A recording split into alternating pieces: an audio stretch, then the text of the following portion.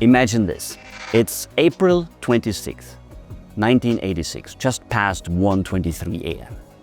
Deep in reactor 4 of the Chernobyl nuclear power plant, a small group of engineers are running a system test. Confident in their control of the situation, they override critical safety protocols. The test quickly spirals out of control. Pressure builds, warnings go unheeded. Then the reactor explodes. Radiation floods the sky, lives are lost, whole cities are evacuated. And it all started with a simple, fatal belief. We know what you're doing, we are in control.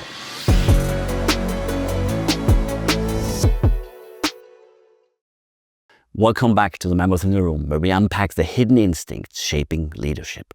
I'm Nicholas Bocconi, CEO of Mammoth Leadership Sciences, and this is episode 2 of our special mini-series on overconfidence, leadership's double-edged sword.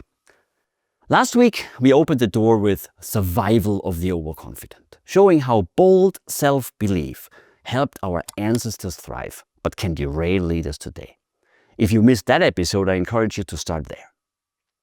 Today, we explore a specific illusion baked into leadership, overestimating our own control.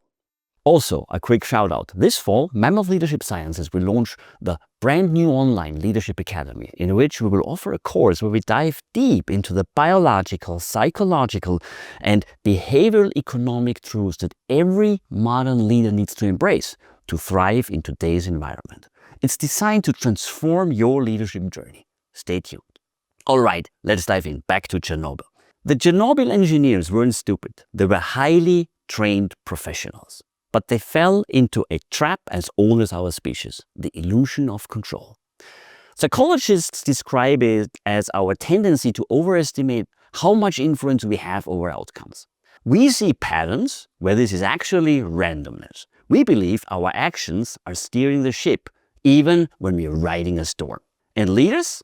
We're the worst offenders. With each success, the voice in our heads gets louder. I made that happen. I can make it happen again.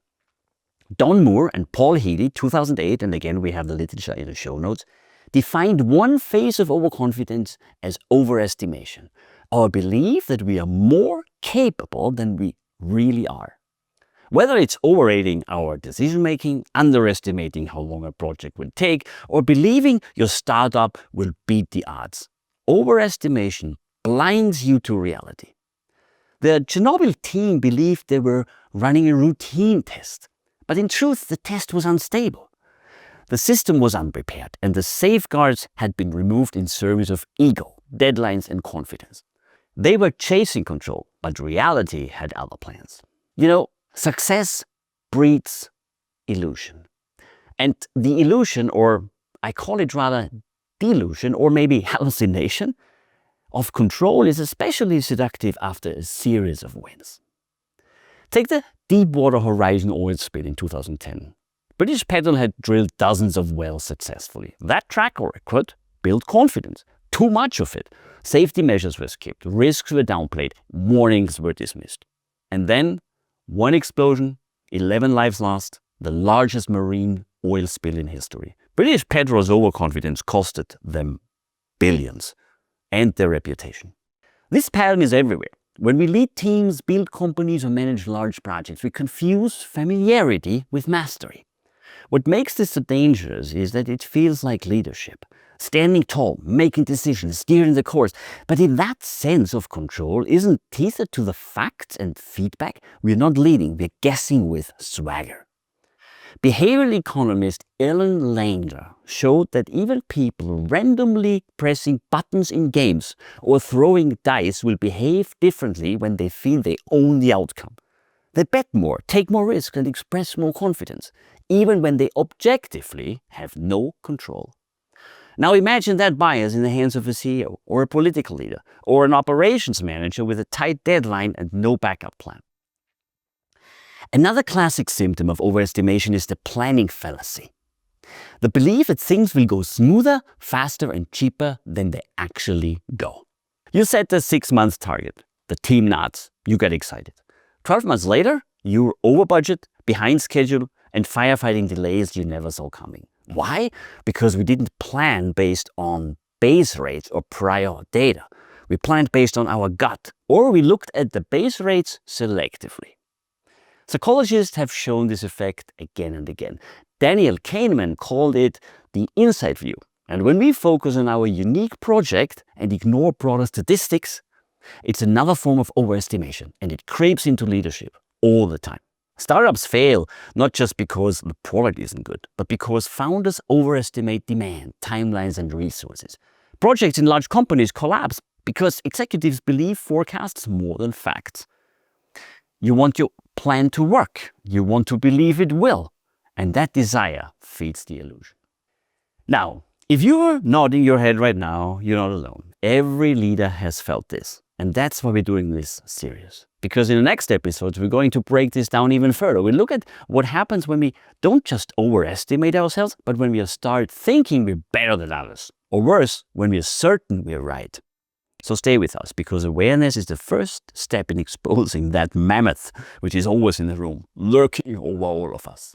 So let's summarize for this week. The illusion of control is a psychological trap where we overestimate our influence.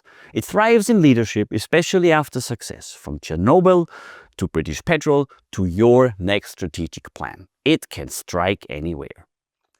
Here's a call to action. This week, take a moment to examine one area where you feel absolutely confident you're in control. Maybe a project, a forecast, or a hiring decision. Then ask yourself, what assumptions am I making? Bring in one person whose job is to poke holes in that plan.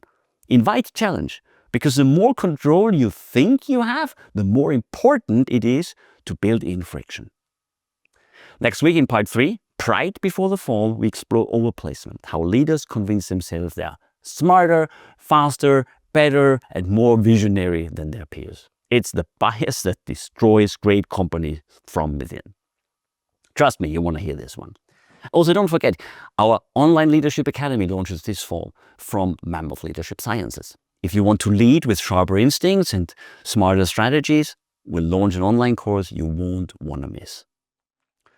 All right, this was it for today. If you found this valuable, subscribe, rate, and share it with fellow leaders. And of course, check out my book, The Mammoth in the Room. It's your practical roadmap, how great leaders and their teams embrace evolutionary truths for outstanding business results. And it does it in 3 chapters on people, on strategy, and on implementation.